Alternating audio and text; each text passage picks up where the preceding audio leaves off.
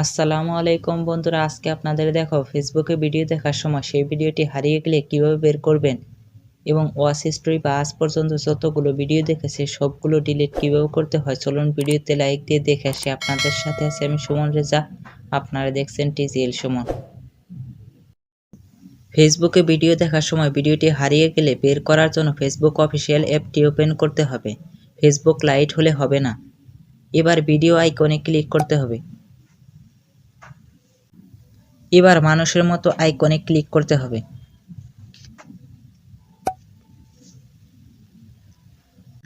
এখন হিস্টোরি অপশনে ক্লিক করে দেবেন। এখন আজ পর্যন্ত যতগুলো ভিডিও দেখেছেন সবগুলোই দেখতে পাবেন এবং হারিয়ে যাওয়া ভিডিওটি খুঁজে বের করে দেখতে পারবেন।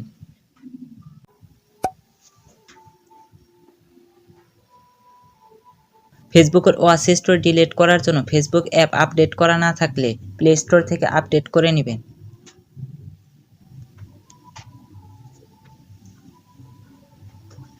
ফেসবুক অ্যাপটি আপডেট হয়ে গেলে প্রবেশ করবেন। এবার থ্রি ডটে ক্লিক করে দেবেন। এবার নিচের দিকে সেটিং অ্যান্ড প্রাইভেসি অপশনে ক্লিক করে দেবেন। এবার উপরে সেটিং অপশনে ক্লিক করে দেবেন।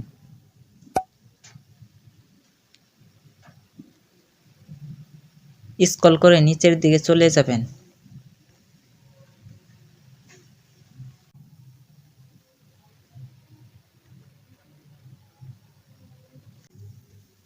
ইওর ইনফরমেশনের নিচে অ্যাক্সেস ইওর ইনফরমেশন এই অপশনে একটি ক্লিক করে দেবেন।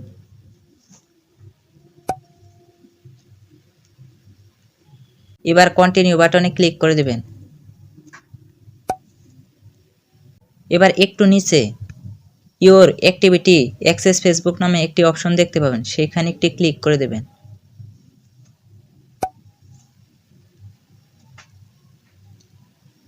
এবার সি মোর অপশনে ক্লিক করে দেবেন।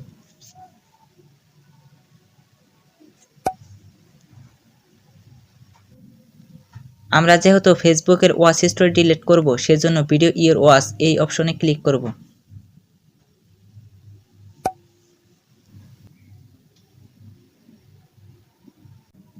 ফেসবুকে শুরু থেকে আজ পর্যন্ত যতগুলো ভিডিও দেখেছি সবগুলো দেখতে পাবো। এক এক করে ডিলিট করার জন্য কর্নারে থ্রি ডটে ক্লিক করে দিতে হবে। এবার নিচে ডিলিট অপশন আসবে, সেইখানে ক্লিক করে দিতে হবে। এক এক করে ডিলিট করতে গেলে অনেক সময়ের প্রয়োজন হবে, এজন্য এখানে ক্লিক করে দেব। এবার ডেট অপশনে ক্লিক করবেন। স্টার্ট ডেট কবে থেকে শুরু করবেন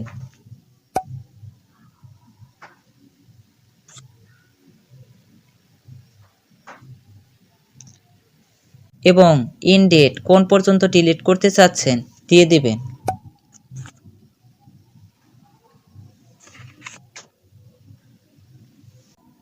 এবার উপরে ডান অপশনে ক্লিক করে দেবেন।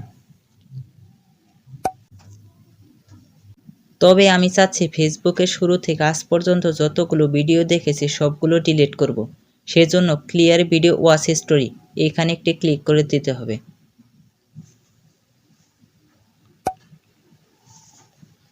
এবার ক্লিয়ার অপশনে ক্লিক করে দিতে হবে। অনেক বেশি হিস্টোরি থাকলে সময় বেশি লাগবে। ভিডিওটি ভালো লাগলে লাইক, কমেন্ট, শেয়ার এবং সাবস্ক্রাইব করতে ভুলবেন না। আবার দেখা হচ্ছে নতুন কোনো ভিডিওতে। ততক্ষণ ভালো থাকবেন, সুস্থ থাকবেন। আল্লাহ হাফেজ।